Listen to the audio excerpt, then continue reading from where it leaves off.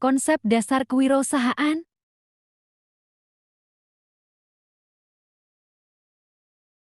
Hai, kembali lagi bersama saya Lesti Armasilaban. Nah, di mana di video kali ini saya akan menjelaskan tentang bagaimana konsep dasar kewirausahaan. Sebelumnya saya akan memperkenalkan diri, yaitu nama saya Lesti Armasilaban dari kelas A reguler 2019 dengan mata kuliah kewirausahaan. Nah, berikut simaklah bagaimana konsep dasar kewirausahaan itu. Nah, di sini ada 13 komponen dalam konsep dasar kewirausahaan. Yang pertama itulah pengertian kewirausahaan. Yang kedua itu adalah ciri-ciri wirausaha. Selanjutnya 3 variabel penting dalam wirausaha.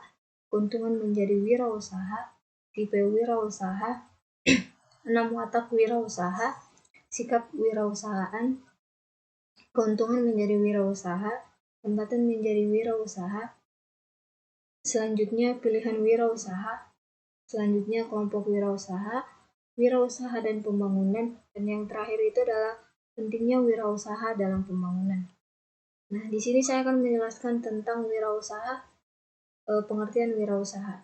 Nah, wirausaha itu adalah orang yang mempunyai kemampuan dalam melihat, menilai kesempatan-kesempatan dalam bisnis untuk mengumpulkan sumber daya dalam mengambil tindakan yang tepat untuk menjalankan usaha dalam mencapai tujuan organisasi ataupun yang dimaksud dengan keuntungan optimal dalam bisnis.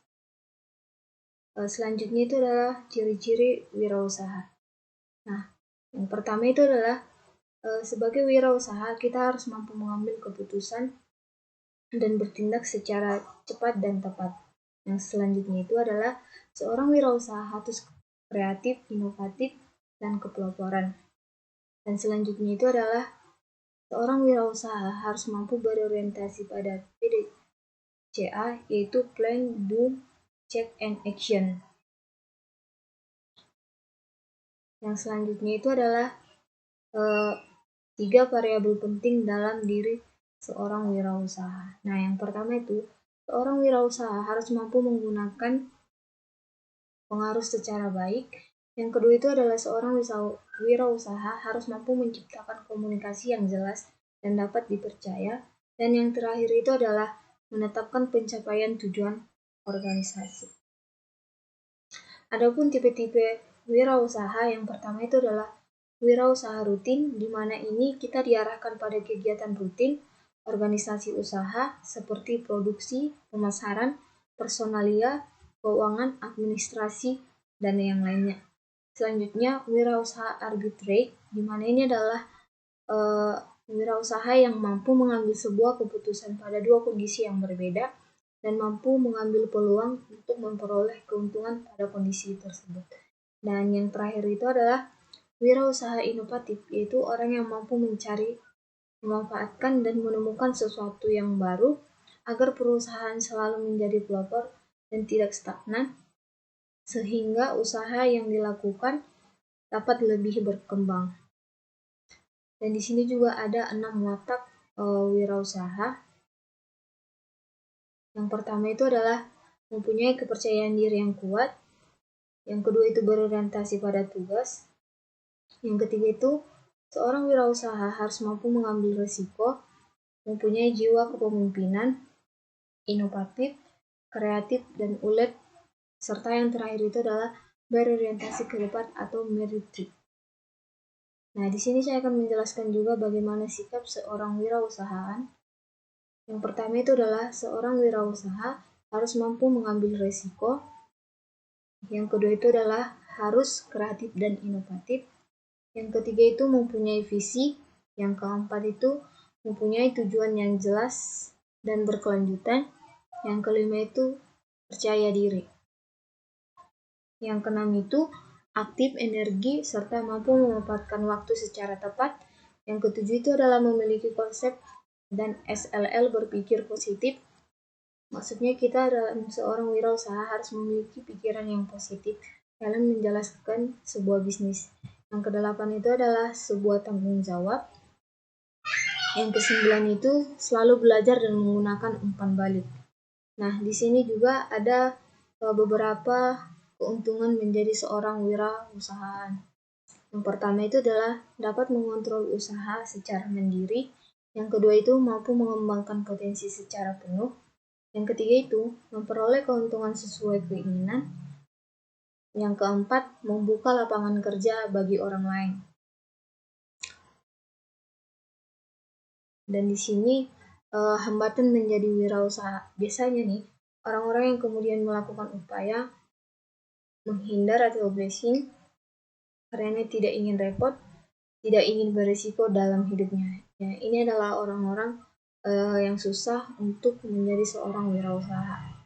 Nah, apa saja sih yang menjadi hambatan jadi wirausaha itu? Nah, yang pertama itu adalah persepsi, di mana ada persepsi yang mengungkapkan bahwa terlalu tua atau muda dan bingung untuk mencari tempat usaha, bingung produk apa yang ingin dijalankan dalam bisnis, tidak punya modal, dan tidak ada pengalaman kerja. Nah, yang kedua itu adalah kreativitas. Nah, di dalam kreativitas ada termasuk emosi, yang berarti itu adalah di pikiran kita, yaitu memikirkan takut risiko. Yang kedua itu adalah lingkungan, di mana ini di dalam lingkungan sekitar kita, baik keluarga ataupun yang lainnya kurang dukungan seperti itu. Selanjutnya itu adalah kultur, di mana ini adalah budaya yang menghambat. Ada beberapa usaha-usaha yang mungkin dalam budayanya tidak bisa dijalankan. Terus yang terakhir itu adalah intelektual atau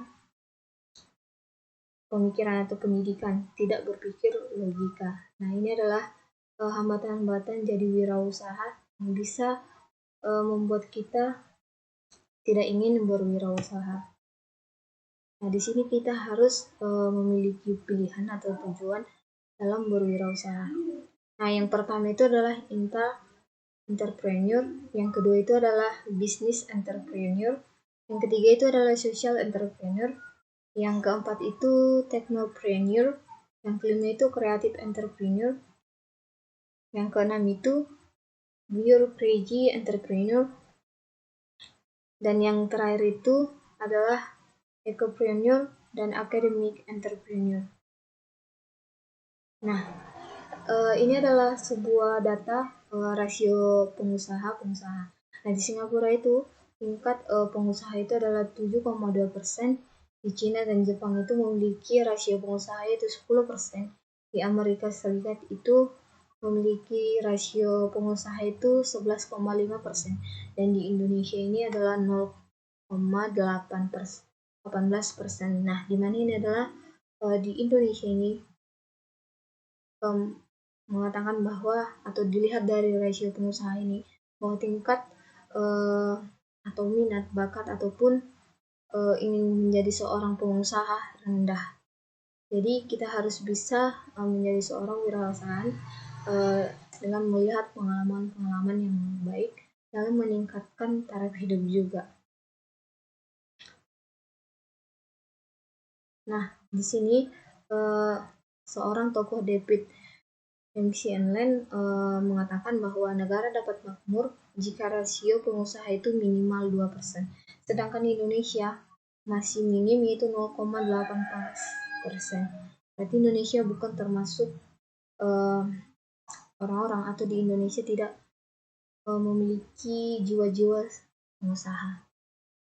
Nah, adapun kelompok wirausaha dalam Indonesia itu adalah ada usaha kecil rumah tangga, usaha kecil, usaha menengah, dan usaha besar. Nah, penyerapan tenaga kerja yang ada di Indonesia itu, UKRT dan hukum UKM sekitar itu 99%, dengan THD itu PDB 40%, dan yang kedua itu adalah usaha besar sekitar 1% dan PDB 60%. Nah, di sini juga dijelaskan wirausaha dan juga pembangunan.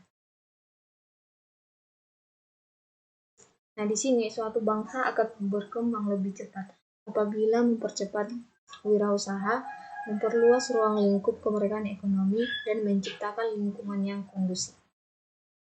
Nah, di sini kita harus mengetahui bagaimana pentingnya pengembangan kewirausahaan dalam pembangunan, yaitu mendorong pertumbuhan ekonomi dan pembukaan lapangan kerja, Selanjutnya meningkatkan kreativitas dan inovasi.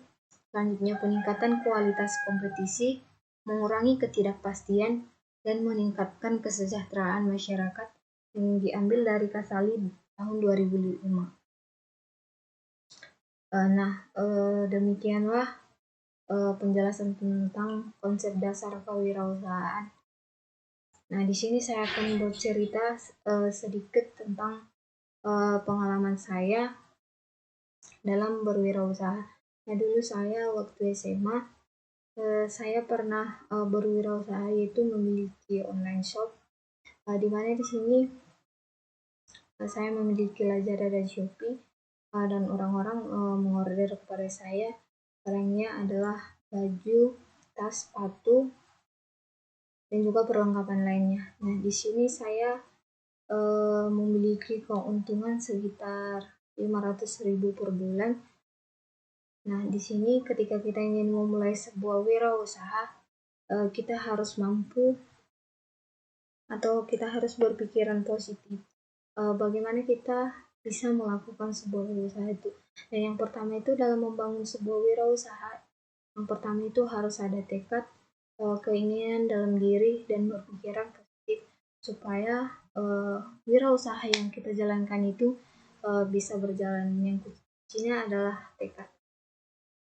Kita juga harus memikirkan kreatif dan inovatif mungkin agar penjualan dalam bisnis kita bisa berjalan atau berkembang.